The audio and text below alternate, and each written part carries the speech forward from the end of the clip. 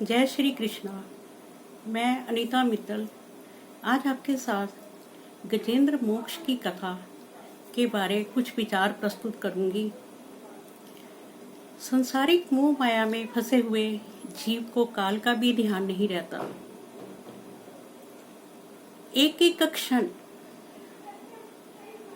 हमारा बीतता चला जा रहा है और मनुष्य को ये नहीं पता कि कब काल आ जाएगा और हमें जाना पड़ेगा। जिस समय जन्म होता है उसी समय मृत्यु का समय भी निश्चित हो जाता है। मनुष्य जहाँ काम क्रीड़ा करता है वहाँ काल भी उसके साथ ही रहता है। आपने सुना होगा गजेंद्र और ग्रह की कथा। जब गजेंद्र का पांव मगर ने पकड़ लिया तो उसको छोड़कर उसकी पत्नी, उसके बच्चे सब चले गए। जब इस चीज का गजेंद्र को आभास हुआ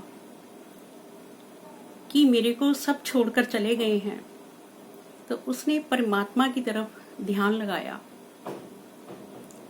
क्योंकि इस संसार में कोई भी अपना नहीं है।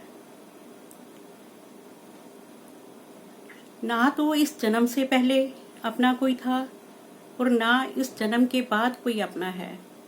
ये जन्म और मरण के बीच जो थोड़ा सा समय होता है उसमें ही हमें एक दूसरे के बिना चैन नहीं आता।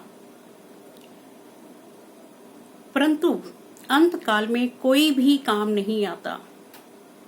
मनुष्य को ऐसी इच्छा रखनी चाहिए कि मेरे को प्रभु के बिना चैन ना आए। गजेंद्र जब अकेला पड़ गया तो उसका ध्यान प्रभु की तरफ गया। उसने प्रभु को आवाज लगाई कि मैं बिल्कुल अकेला हूं। वह ईश्वर की शरण में जाकर प्रार्थना करता है कि मुझे इस चुंगल से छुड़ाओ। मनुष्य भी इसी प्रकार जब मृत्यु छाया पर होता है तब उसे जाकर ज्ञान जागृत होता है कि अपना कोई नहीं है, सब छोड़कर चले जाते हैं। जिस सफर पर हमें जाना होता है हमेशा के लिए हम उसकी तैयारी नहीं करते, लेकिन जहाँ हमें थोड़े समय के लिए हम जाना होता है हम अनेकों सामान इकट्ठा कर लेते हैं, लेकिन उस समय कोई काम नहीं आता। अगर परमात्मा को अगर हम अपने हृदय में याद रखेंगे तो अंत समय में भी वो हमारी सहायता करेगा। मृत्यु शैया पर पड़ा हुआ जीव हाय हाय करता है, कोई उसके काम नहीं आने वाला। लेकिन अगर हम हर रोज परमात्मा को याद करेंगे तभी हमें अंत समय में भी हमें परमात्मा याद आएगा। सब पुत्र पुत्री, सब रिश्तेदार अंत समय में सोचते हैं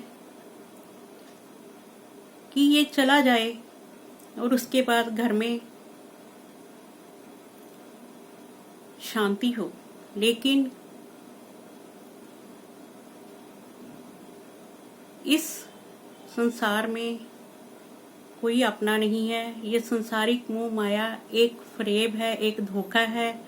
मनुष्य इसमें लिपटता चला जाता है और इस संसार रूपी सरोवर में ये जीव ही गजेंद्र है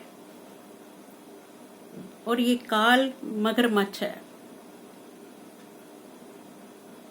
इससे पीछा छुड़ाने के लिए हमें परमात्मा की शरण में इंद्रियों को भक्ति रस में लगाना होगा, तभी हमारा जीवन इस काल के पंजे से छूटकर भक्ति रस की तरफ लगा रहेगा। जय श्री कृष्ण।